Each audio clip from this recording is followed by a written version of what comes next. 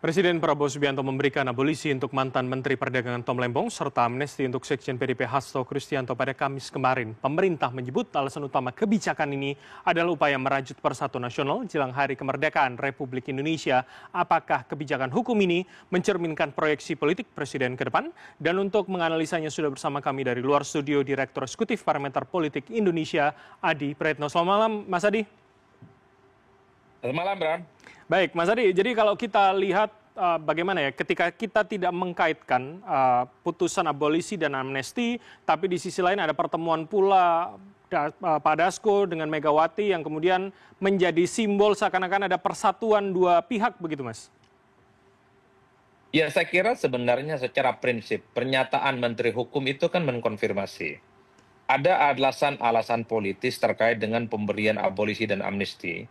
Abolisi kepada Tom Lembong dan amnesti kepada Hasto. Apa argumen politiknya? Adalah untuk persatuan, adalah untuk alasan-alasan kebangsaan. Itulah yang kemudian ditafsirkan oleh publik.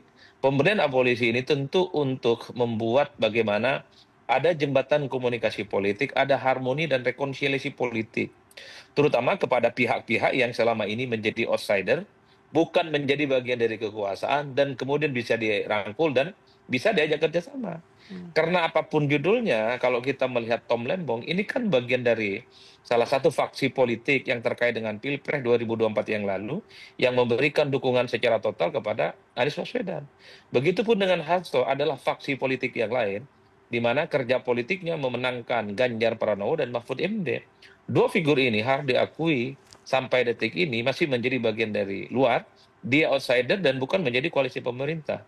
Dan bahkan kita bisa lihat secara seksama, sepanjang proses peradilan, sepanjang proses hukum, baik yang terjadi pada Hasto ataupun Tom Lembong, itu kan narasi politiknya cukup kencang, bahwa ini mirip sebagai sebuah kriminalisasi hukum. Ada muatan-muatan politiknya dinilai jauh lebih kuat dibandingkan dengan persoalan-persoalan hukum. Oke. Narasi-narasi itu kan besar. Dan yang disasar oleh para pencari keadilan itu adalah penguasa. Dan kekuasaan saat ini, itulah yang kemudian sepertinya ingin diamputasi. Oke. Bahwa persoalan keterbelahan, persoalan kegaduhan yang dikait-kaitkan dengan persoalan politik, dengan adanya abolisi, dengan adanya amnesti, itu selesai. Dan tidak ada kaitannya dengan kekuasaan hari ini. Kan itu sebenarnya pesan yang tersirat, Bram. Oke, jadi artinya sebetulnya lebih kuat mana begitu? Apakah kemudian ya meredam gejolak yang ada, persepsi yang muncul di publik bahwa ini sebuah kriminalisasi begitu kalau Anda mengatakan, atau kemudian soal rangkulan tadi kepada PDIP, kepada faksi Anies Baswedan misalkan? Ya, sebenarnya dua hal yang bisa ditafsirkan. Pertama, memang ini kan untuk mengakhiri gejolak-gejolak yang muncul.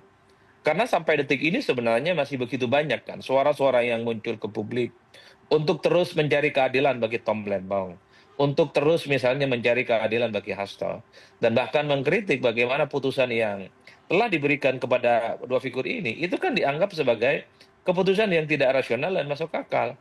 Ini yang sepertinya ingin dihindari karena dalam banyak hal telah menimbulkan friksi, telah menimbulkan gejolak, dan itu tentu tidak kondusif bagi stabilitas politik di Indonesia. Apalagi Indonesia saat ini kan menghadapi situasi politik yang tidak baik-baik saja. Soal dunia internasional yang selalu bergejolak, kondisi internal Indonesia kita yang terus struggle bagaimana misalnya terus menumbuhkan iklim investasi dan ekonomi. Karenanya, apa yang disampaikan oleh Menteri Hukum itu bagi saya adalah alasan yang rasional. Merajut kebersamaan, kerjasama dengan semua pihak, adalah kunci bagaimana membangun Indonesia di masa-masa yang akan datang. Itulah yang saya sebutkan. Karena apapun judulnya, Hasto dan para pendukungnya, Tom Lembong dengan para pendukungnya, dan pihak-pihak yang selama ini secara common sense bicara tentang keadilan dalam kasus ini, terkonfirmasi, dan mereka bahkan dalam banyak kesempatan meminta kepada pemerintah untuk mengintervensi dan menghentikan yang disebut dengan kriminalisasi ini. Nah, doa mereka ini dijawab tuh. Ada abolisi dan ada amnesti. Tapi kan kita juga tidak bisa membantah. Banyak juga kan kritik terkait dengan abolisi dan amnesti ini. Karena misalnya dinilai akan menjidrai proses soal bagaimana komitmen terkait dengan pemberantasan korupsi. Tapi overall, itulah yang saya tangkap.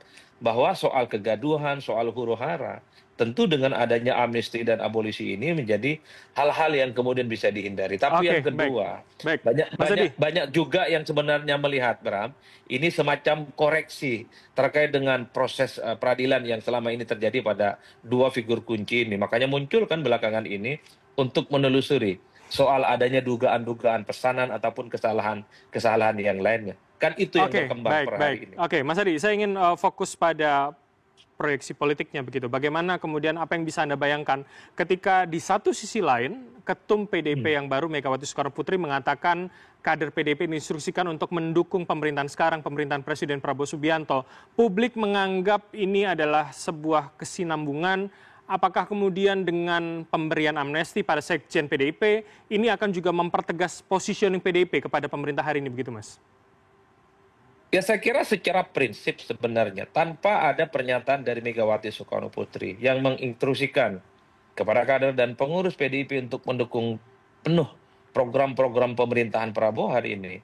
Sejak lama sebenarnya secara politik PDIP itu sudah mendukung begitu banyak kebijakan-kebijakan politik yang dimiliki oleh pemerintah. Kenaikan PPN 12%. PDIP paling depan. Ketika ada revisi Undang-Undang TNI, PDIP paling depan. Ketika ada program makan pergizi gratis, PDIP paling depan. Ketika ada sekolah rakyat, PDIP paling depan.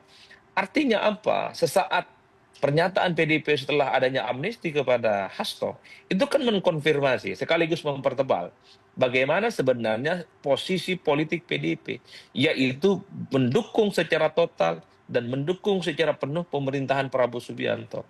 Program-program strategis untuk rakyat akan mereka dukung sampai tuntas hingga 2029. Mhm. Kan itu makna politiknya, Mas Bram. Oke. Banyak pihak yang bertanya-tanya, apakah ini akan menjadi tanda bagi PDIP akan menjadi bagian dari kekuasaan, menjadi kabinet dan seterusnya.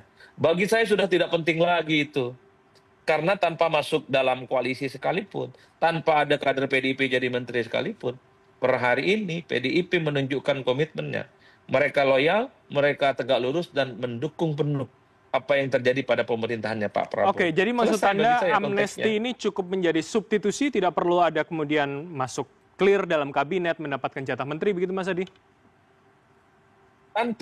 Tanpa masuk dalam kabinet sekalipun, kalau kita membaca komitmen yang ditunjukkan oleh Megawati, oleh PDIP, setelah ada amnesti kepada Hasto, itu kan menunjukkan satu hal yang clear, bahwa tak ada cerita PDIP di masa-masa yang akan datang.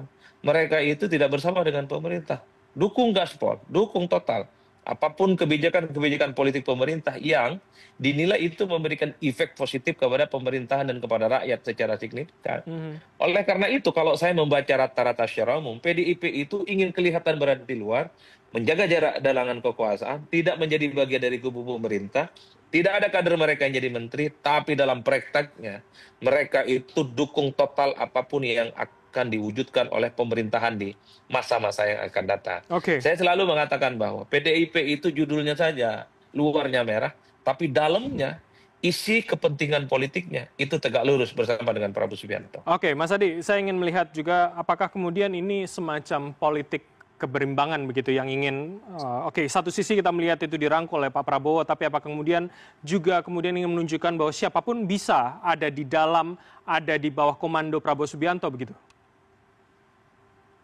Ya saya kira memang sejak awal politik bangsa ini, terutama setelah Pilpres 2024, adalah politik kerjasama dengan mengacu satu keyakinan bahwa stabilitas politik itu adalah kunci untuk menciptakan bagaimana ekonomi dan kehidupan bangsa di masa-masa yang akan datang itu kondusif dan mantap. Artinya apa? Semua pihak, sekalipun itu kalah dalam Pilpres, ada kecenderungan dirangkul, ada kecenderungan diajak kerjasama, ada kecenderungan untuk menciptakan kondusivitas. Kan itu yang tercermin dalam pernyataan Menteri Hukum, bahwa salah satu alasan pemberian dari abolisi dan amnesti itu adalah untuk menciptakan suasana politik yang kondusif, bekerja sama dengan semua pihak. Tujuannya apa?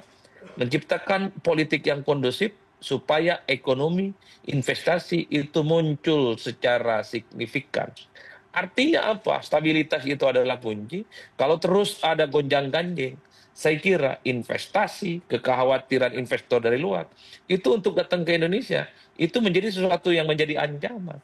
Oleh karena itu, stabilitas ketika tercipta, faksi-faksi yang selama ini outsider tidak menjadi bagian dari pemerintah dan memberikan dukungan secara total, itu adalah sebagai sebuah kepastian bahwa di Indonesia tidak akan ada gonjang-ganjing, tidak ada lagi huru-hara, tidak akan ada gejolak karena semua Oke. sudah bekerja sama. Itu Terakhir, sebenarnya yang Mas ingin Adi. disampaikan dalam konteks ini, Mas. Jadi artinya apapun nanti rencana dan wacana kebijakan pemerintah akan dengan mulus begitu Anda perkirakan lewat saja di legislatif? Sepanjang itu tidak menimbulkan kontroversi, saya kira semua partai politik, termasuk PDIP, akan memberikan dukungan secara total. Tapi kalau ada kebijakan-kebijakan yang tidak populis, tidak pro rakyat, saya kira partai-partai seperti PDIP akan memberikan feedback, akan memberikan masukan secara signifikan. Mungkin masukannya itu tidak terlampau diekspos di permukaan, tidak terlampau memunculkan ada friksi dan konfrontasi secara berlebihan. Jadi di belakang layar pasti akan ada titik temu, ada kompromi dan ada negosiasi sehingga kesan perbedaan politik itu bisa diturunkan. Kesan yang muncul adalah pesan kebersamaan, pesan persatuan. Tujuannya adalah untuk menjaga kondusivitas. Bagaimana suasana politik dan kerukunan itu terjadi. Kan itu yang saya tangkap sebenarnya, Mas. Oke. Ini soal pola bagaimana memberikan masukan. Sekalipun ada pandangan-pandangan berbeda dari partai-partai koalisi, termasuk PDIP, itu tidak akan ditonjolkan di media. Itu tidak akan ditampilkan secara signifikan di panggung depan politik. Tapi di belakang mereka berkompromi, mereka cari solusi, kira-kira apa yang terbaik untuk suasana kebatinan Indonesia hari ini. Saya Oke, kira di baik. situ arah Oke. politiknya. Oke, akan banyak panggung belakang begitu ya yang kemudian akan mewarnai ke depannya. Kita akan lihat seperti apa. Terima kasih atas insight dan informasi dari Anda, Mas Adi Praetno, Direktur Eksekutif Parameter Politik Indonesia telah bergabung sama kami. Selamat malam, sehat selalu Mas.